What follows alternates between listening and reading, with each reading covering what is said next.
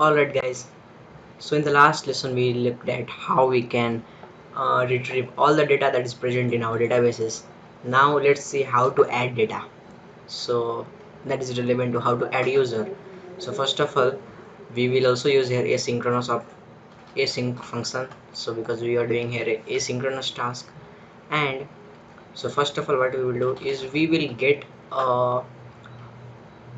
so first of all we need to receive a URL form encoding type. So as you can see, if I will do a content type, so we have various options like applications JSON, XXX URL form encoded.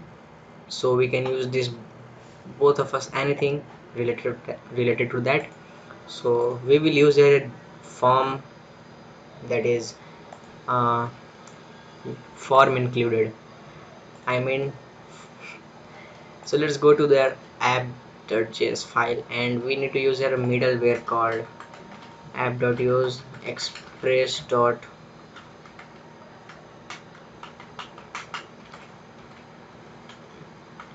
So as you can see, we have already included that, so we don't need to use that again. So let's do that first. So first of all we will destructure. So basically we have request dot body dot the field name that you provide in your basically form routes, which is the name attributes. So just like we have email request dot body dot password. So we will destructure by using the latest features. So I will use a const name, age, profession from the request dot body object. Once we destructure it, so we will provide a new user is equal to user. So we have to use a new user, and if every key and value is same, so we can condense that. So we have to provide name to name, and as you can see the both key and value are same, so we just need to condense it down like this. Name is profession. So we have created. Now we need to save the user.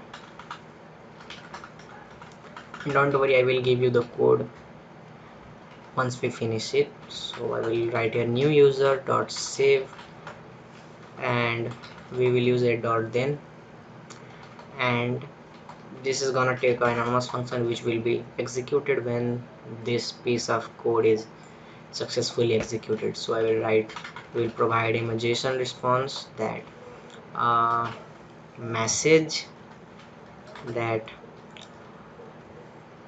user added successfully. So that's fine, and we will catch the error if there is any present.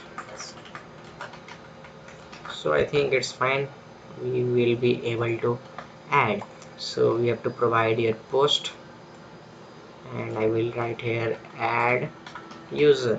So if you do anything here, as you can see, nothing will be executed because we are not giving it a data. So we have to first set the content type to be www form URL encoded, and we have to go in the body section, and we need to provide a name. So let's say Maniskar, and age to be 12, profession to be student. And if I hit save, so we just need to use here this send.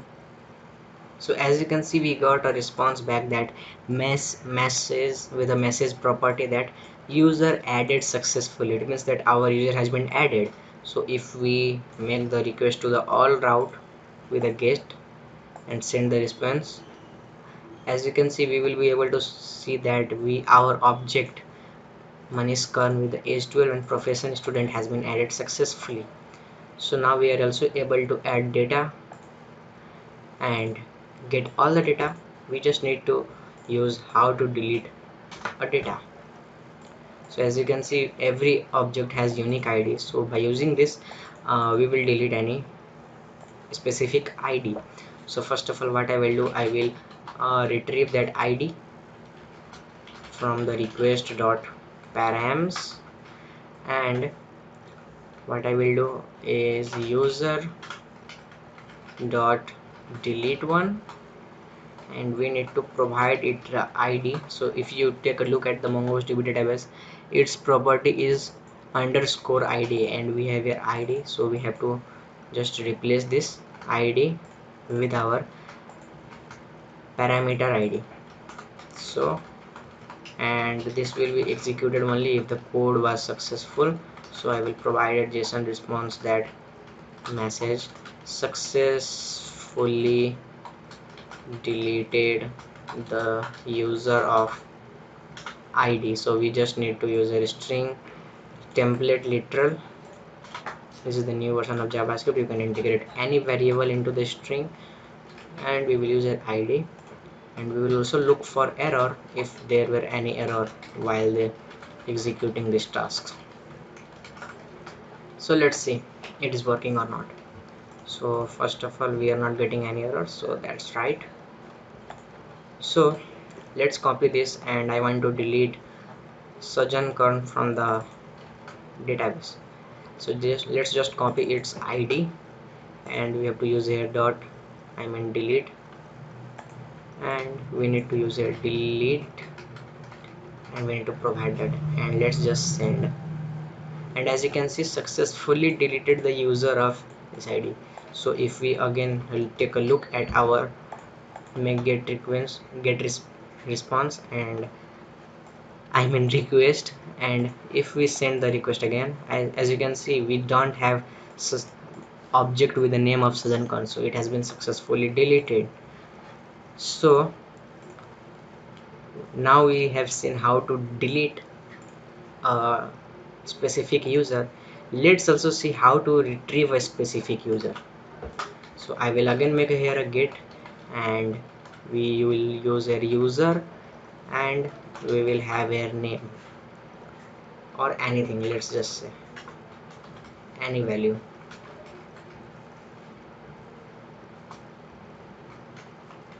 or let's just say we want to retrieve via the name.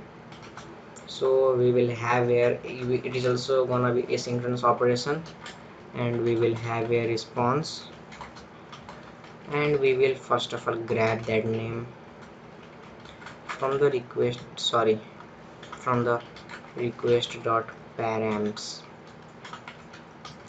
Once we retrieve it, so first of all we have to get the user. So get user is equal to await user dot find one with that name to be name.